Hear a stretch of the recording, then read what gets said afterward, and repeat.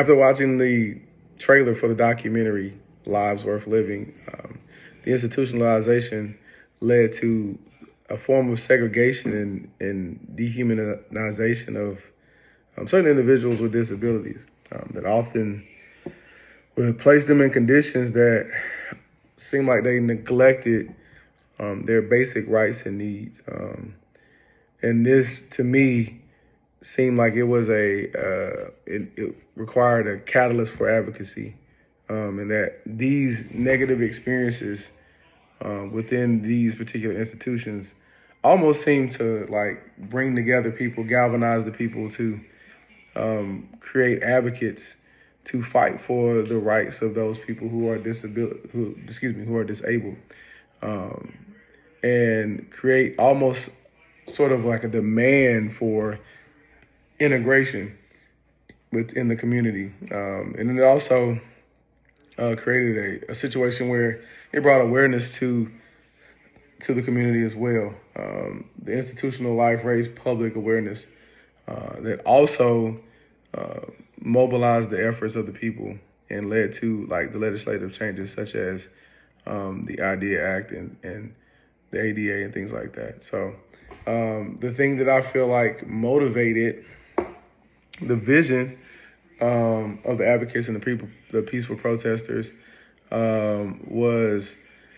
the desire to have full inclusion in societal equality, and also just have opportunities for everyone, including individuals with disabilities, just out of the sole purpose of treating them as if they were humans, and not treating them as if they were subhuman or completely neglecting them. I think this is something, as a teacher, I've experienced because although I am a physical education teacher at the current moment, there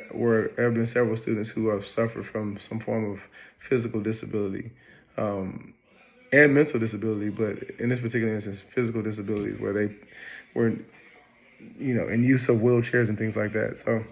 and I think the thing that made them feel as if they were a part of the class was that, we treated them as if they were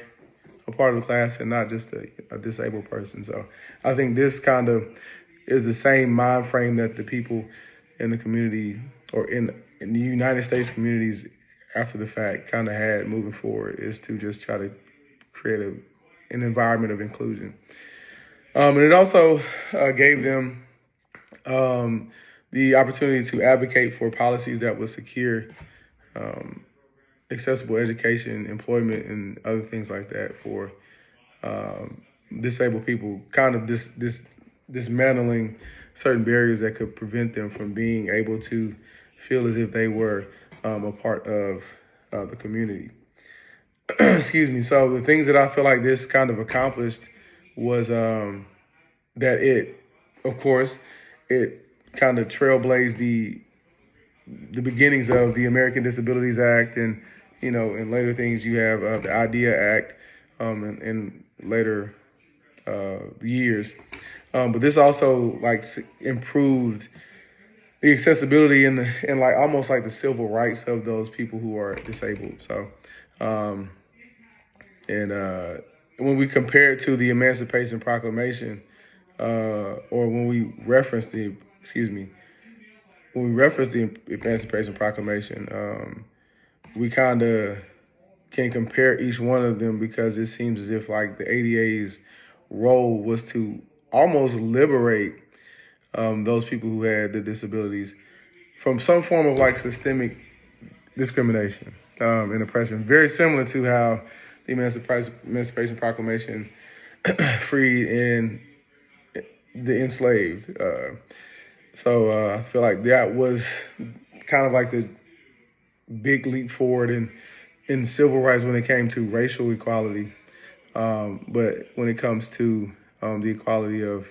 those who are disabled, I feel like the ADA and the role that it played in the advancement of those people or people with disabilities kind of springboarded them into equality. And then as an educator or as an administrator, just being able to foster an understanding And then also giving some context on the discrimination and how it goes back in history. It also kind of gives people an idea of some of the biases and inequalities that people may have, and also provide certain trainings to also help deal with those biases, and highlight some of those inequalities moving forward. Also, it is also really good to get lived experiences from people with disabilities, so that way we can build some form of like empathy and understanding moving forward, as well as creating policies that promote inclusivity. I know, being a PE teacher, there was not a ramp going down into our gym. So, being able to say to the administration, like, hey, so and so needs a ramp, or finding alternate routes to get students to different access points in the school, is also a way that we can practice inclusivity. And then just continuing to have ongoing dialogue, whether it's at professional development, or whether it's a forum out in the community. Just kind of having that dialogue, so that way we hold not only the school, but the community and the people that support the school, the shareholders, responsible as well. So I appreciate you guys listening to me, and hope you guys have a great afternoon or evening.